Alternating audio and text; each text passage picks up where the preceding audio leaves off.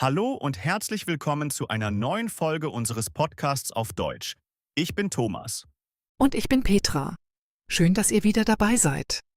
Heute beschäftigen wir uns mit etwas, das viele Menschen für ein Geschenk halten. Etwas, das man entweder hat oder nicht hat. Wir sprechen über Kreativität. Und wir werden heute zeigen, Kreativität ist kein Talent. Es ist eine Fähigkeit. Und wie jede Fähigkeit lässt sie sich trainieren, fördern und gezielt einsetzen, besonders im Beruf. Wir lernen heute 20 wichtige Vokabeln auf C1-Niveau rund um Kreativität, Innovation und kreatives Denken. Los geht's! Thomas, fangen wir mit einer provokanten These an. Jeder Mensch ist kreativ. Stimmst du dem zu? Ich würde sagen, jeder Mensch hat kreatives Potenzial. Aber viele haben gelernt, es nicht zu nutzen. Schule, Arbeit, gesellschaftliche Normen, all das belohnt häufig Konformität und bestraft Abweichung. Kreativität wird buchstäblich abtrainiert. Das ist ein wichtiger Punkt. Kinder sind von Natur aus kreativ, sie stellen absurde Fragen, kombinieren Dinge auf unerwartete Weise, scheuen sich nicht, falsch zu liegen. Mit zunehmendem Alter verlieren viele diese Leichtigkeit.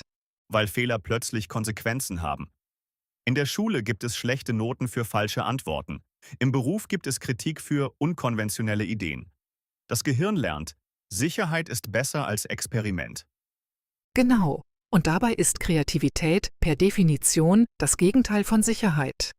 Sie bedeutet, Neues zu wagen, Bekanntes zu hinterfragen, Verbindungen herzustellen, die andere noch nicht gesehen haben. Die Neurowissenschaft ist hier faszinierend. Kreativität findet im sogenannten Default Mode Network statt, dem Ruhemodus des Gehirns. Wenn wir nicht fokussiert an einer Aufgabe arbeiten, wenn wir träumen, spazieren gehen, duschen, dann ist das Gehirn am kreativsten. Das erklärt, warum so viele Menschen ihre besten Ideen unter der Dusche haben. Das ist kein Zufall. Das Gehirn verknüpft im Ruhemodus Informationen, die es tagsüber gesammelt hat, und produziert plötzlich neue Einsichten. Das hat eine praktische Konsequenz. Wer ständig beschäftigt, ständig online, ständig erreichbar ist, blockiert seine eigene Kreativität. Langeweile ist kein Feind der Produktivität. Sie ist eine Voraussetzung für kreatives Denken. Was sind die größten Kreativitätskiller, die du in Unternehmen beobachtest? Erstens, Angst vor Fehlern. Wenn in einem Unternehmen Fehler bestraft werden, hört man auf zu experimentieren. Man macht nur noch das, was sicher funktioniert. Sicher ist das Gegenteil von kreativ. Zweitens, Zeitmangel. Kreativität braucht Raum. Wer von Meeting zu Meeting hetzt, von Deadline zu Deadline, hat keine kognitive Kapazität für kreatives Denken. Das Gehirn ist im Überlebensmodus, nicht im Erkundungsmodus. Drittens, zu viel Kontrolle. Micromanagement tötet Kreativität. Wenn jede Entscheidung abgesegnet werden muss, jede Idee durch 10 Hierarchieebenen genehmigt wird, dann entsteht eine Kultur der Vorsicht. Viertens, fehlende Diversität. Homogene Teams, in denen alle ähnlich denken, ähnliche Hintergründe haben, produzieren ähnliche Ideen. Kreativität entsteht oft an den Reibungspunkten zwischen unterschiedlichen Perspektiven. Und fünftens, die Bewertung von Ideen zu früh. Brainstorming scheitert oft daran, dass Ideen sofort kritisiert werden. Wer weiß, dass seine Idee gleich zerpflückt wird, äußert sie gar nicht erst. Kommen wir zum Positiven. Was fördert Kreativität im Arbeitsalltag wirklich? Erstens, psychologische Sicherheit. Der Begriff kommt von Amy Edmondson von der Harvard Business School. In Teams mit hoher psychologischer Sicherheit trauen sich Menschen, Risiken einzugehen, Fehler zuzugeben, unfertige Ideen zu teilen. Google hat in einer groß angelegten Studie, Projekt Aristoteles, herausgefunden, dass psychologische Sicherheit der wichtigste Faktor für die Leistungsfähigkeit eines Teams ist. Wichtiger als Talent, Erfahrung oder Intelligenz. Zweitens, Diversity of Thought, also Gedankenvielfalt. Teams mit unterschiedlichen Hintergründen, Fachbereichen, Kulturen kommen auf bessere Lösungen. Nicht, weil sie harmonischer sind, sondern gerade weil sie aneinander reiben. Drittens, strukturierte Kreativitätstechniken. Brainstorming, Design Thinking, die 6-Hüte-Methode von Edward de Bono. Diese Werkzeuge helfen, kreatives Denken zu strukturieren und zu demokratisieren. 4. Bewusste Ruhepausen. Spazieren gehen, schlafen, meditieren. Alles, was dem Gehirn erlaubt, in den Default-Mode zu wechseln. Viele innovative Unternehmen, Google, Pixar, bauen kreative Räume und Zeiten bewusst in den Arbeitsalltag ein. Und 5. Neugier kultivieren. Wer regelmäßig Dinge liest, lernt und erlebt, die nichts mit seinem Fachgebiet zu tun haben, trainiert das kreative Denken. Querverbindungen entstehen zwischen weit entfernten Wissensbereichen. Ausdruck 1. Die Kreativität. Bedeutung: die Fähigkeit, neue, originelle Ideen zu entwickeln und ungewöhnliche Verbindungen herzustellen. Beispiel 1. Kreativität ist keine angeborene Begabung. Sie lässt sich gezielt trainieren und fördern. Beispiel 2. Im modernen Berufsleben gilt Kreativität als eine der wichtigsten Zukunftskompetenzen. Ausdruck 2. Innovativ. Bedeutung: neu, fortschrittlich und auf kreative Weise Probleme lösend oder Dinge verändernd. Beispiel 1. Das Startup wurde für seinen innovativen Ansatz zur Energieeinsparung ausgezeichnet. Beispiel 2. Innovative Unternehmen fördern aktiv eine Kultur des Experimentierens und Scheiterns. Ausdruck 3. Das Querdenken. Bedeutung: das Denken außerhalb gewohnter Muster, unkonventionelle Lösungsansätze entwickeln. Beispiel 1. Querdenken bedeutet, etablierte Annahmen in Frage zu stellen und neue Wege zu gehen. Beispiel 2. Steve Jobs war bekannt für sein radikales Querdenken. Er löste Probleme, die andere nicht sahen. Ausdruck 4. Die Ideenfindung. Bedeutung: der systematische Prozess, neue Ideen zu generieren und zu sammeln. Beispiel 1. Strukturierte Ideenfindung durch Brainstorming führt oft zu überraschend kreativen Ergebnissen. Beispiel 2. Die Ideenfindungsphase sollte bewertungsfrei sein, erst sammeln, dann bewerten. Ausdruck 5. Die psychologische Sicherheit. Bedeutung: das Gefühl, in einem Team Risiken eingehen zu können, ohne negative Konsequenzen zu fürchten. Beispiel 1. Psychologische Sicherheit ist laut Forschung der wichtigste Faktor für Teamleistung. Beispiel 2. Ohne psychologische Sicherheit schweigen Mitarbeitende und kreative Ideen bleiben ungeäußert. Ausdruck 6. Divergentes Denken. Bedeutung: eine Denkweise, die viele verschiedene Lösungen für ein Problem generiert. Beispiel 1. Divergentes Denken ist die Grundlage von Kreativität. Es geht um Quantität vor Qualität. Beispiel 2. Kinder denken natürlich divergent. Erwachsene müssen diese Fähigkeit bewusst reaktivieren. Ausdruck 7. Konvergentes Denken. Bedeutung: eine Denkweise, die aus vielen Möglichkeiten die beste Lösung herausfiltert. Beispiel 1. Nach dem divergenten Brainstorming folgt das konvergente Denken. Ideen werden bewertet. Beispiel 2. Kreative Prozesse brauchen beide Modi. Erst divergent, dann konvergent. Ausdruck 8. Die Inspiration. Bedeutung: ein plötzlicher kreativer Impuls oder eine zündende Idee, die neue Gedanken auslöst. Beispiel 1. Inspiration kommt selten auf Befehl, aber man kann Bedingungen schaffen, die sie begünstigen. Beispiel 2. Viele Kreative suchen Inspiration in Natur, Kunst oder Gesprächen mit Menschen aus anderen Bereichen. Ausdruck 9. Der Schaffensprozess. Bedeutung: der gesamte kreative Ablauf vom ersten Impuls bis zum fertigen Werk oder Ergebnis. Beispiel 1. Der kreative Schaffensprozess ist selten linear. Er umfasst Umwege, Sackgassen und Neuanfänge. Beispiel 2. Wer den Schaffensprozess versteht, verliert weniger Zeit in produktiven Krisen. Ausdruck 10. Die Gedankenvielfalt. Bedeutung: die Unterschiedlichkeit von Perspektiven, Denkweisen und Ideen in einem Team oder Raum. Beispiel 1: Gedankenvielfalt ist die stärkste Quelle für Innovation in Unternehmen. Beispiel 2: Teams ohne Gedankenvielfalt produzieren konformere Lösungen. Kreativität braucht Reibung. Ausdruck 11: Blockieren. Bedeutung: den Fluss von Ideen, Energie oder Kreativität hemmen oder verhindern. Beispiel 1: Perfektionismus blockiert viele Menschen beim Schreiben. Sie starten nie, weil es nicht perfekt sein kann. Beispiel 2: Kreative Blockaden sind normal. Sie sind Teil des Prozesses, nicht das Ende. Ausdruck 12: Die Assoziation. Bedeutung: eine gedankliche Verbindung zwischen zwei oder mehreren Ideen, Bildern oder Konzepten. Beispiel 1: Kreatives Denken beruht auf ungewöhnlichen Assoziationen zwischen weit entfernten Konzepten.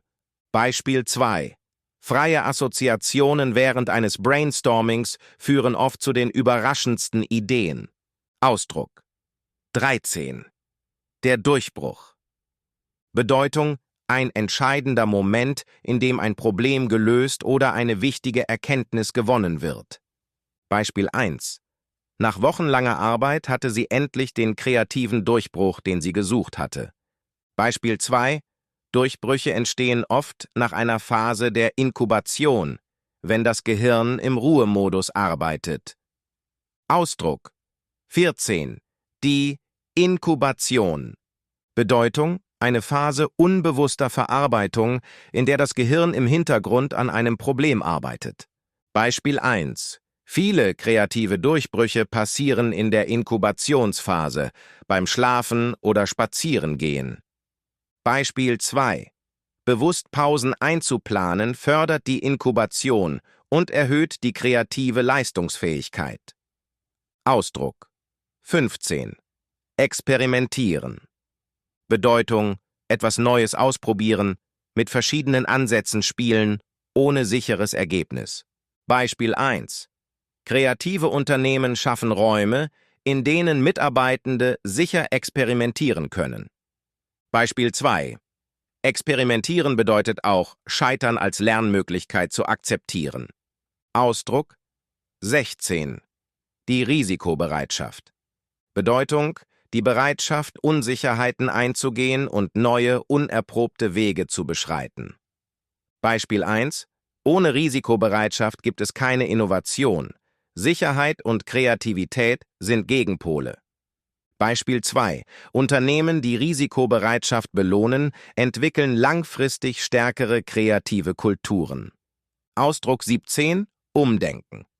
Bedeutung: seine Meinung, Strategie oder Herangehensweise grundlegend verändern.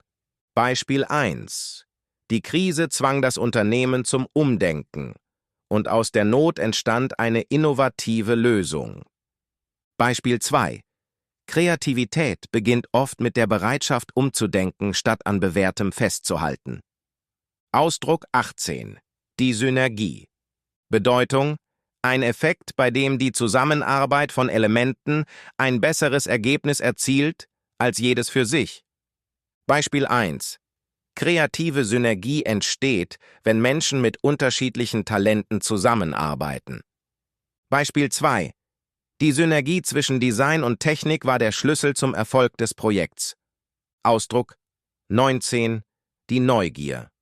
Bedeutung: das natürliche Interesse und der Wunsch, Neues zu entdecken und zu verstehen.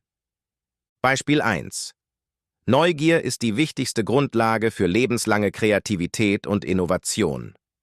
Beispiel 2: Wer seine Neugier bewusst pflegt, findet überall Inspiration, auch im Alltäglichen. Ausdruck 20: Das Brainstorming. Bedeutung: eine Kreativitätstechnik, bei der möglichst viele Ideen ohne sofortige Bewertung gesammelt werden. Beispiel 1: Gutes Brainstorming braucht klare Regeln. Keine Kritik, keine Bewertung, alles ist erlaubt. Beispiel 2: Brainstorming ist effektiver, wenn alle zuerst alleine Ideen sammeln und dann in der Gruppe teilen. Im zweiten Teil schauen wir uns 4 konkrete Wege an, wie man Kreativität im Arbeitsalltag ganz praktisch fördern kann. Design Thinking ist eine der bekanntesten Kreativitätsmethoden, die aus der Praxis kommt. Entwickelt an der Stanford University und von der Designfirma IDEO popularisiert. Es hat 5 Phasen. Empathize, die Perspektive des Nutzers verstehen. Define, das Problem klar formulieren. Ideate, möglichst viele Lösungen entwickeln. Prototype, schnelle, einfache Prototypen bauen. Test, Feedback einholen und iterieren. Was Design Thinking so mächtig macht, es beginnt immer mit dem Menschen, nicht mit der Technologie oder dem Produkt. Empathie als Ausgangspunkt für Innovation. Und es betont die Iteration. Man muss nicht sofort die perfekte Lösung finden. Man baut etwas Schnelles, testet es, lernt daraus, verbessert es. Fehler sind kein Problem. Sie sind Datenpunkte. Die 6-Hüte-Methode von Edward de Bono ist ein fantastisches Werkzeug für Teams. Jeder Hut repräsentiert eine andere Denkperspektive. Weißer Hut, Fakten und Daten. Roter Hut, Gefühle und Intuition. Schwarzer Hut, kritisches Denken, Risiken. Gelber Hut, optimistisches Denken, Chancen. Grüner Hut, kreative Ideen. Blauer Hut, Prozesssteuerung. Der Clou ist, alle tragen zur selben Zeit denselben Hut. Das verhindert, dass manche immer nur kritisieren und andere immer nur träumen. Jeder bringt jede Perspektive ein. Besonders der schwarze und der grüne Hut werden bewusst getrennt. Zuerst alle Ideen sammeln, dann erst kritisch bewerten. Das verhindert, dass Kritik die Ideenentwicklung im Keim erstickt. Klingt paradox. Kreativität durch Routine fördern. Aber viele der kreativsten Menschen der Geschichte hatten sehr feste Tagesstrukturen. Darwin machte jeden Tag denselben Spaziergang. Beethoven trank morgens immer genau 60 Kaffeebohnen. Maya Angelou schrieb ausschließlich in Hotelzimmern, die sie extra dafür mietete. Die Routine befreit das Gehirn von banalen Entscheidungen und gibt der Kreativität Raum. Man muss nicht jeden Morgen entscheiden, wann und wo man arbeitet. Man erscheint einfach und fängt an. Das lässt sich auf den Berufsalltag übertragen. Feste kreative Zeitblöcke, kein E-Mail, kein Meeting, nur denken und entwickeln. Viele innovative Unternehmen schützen diese Zeit aktiv.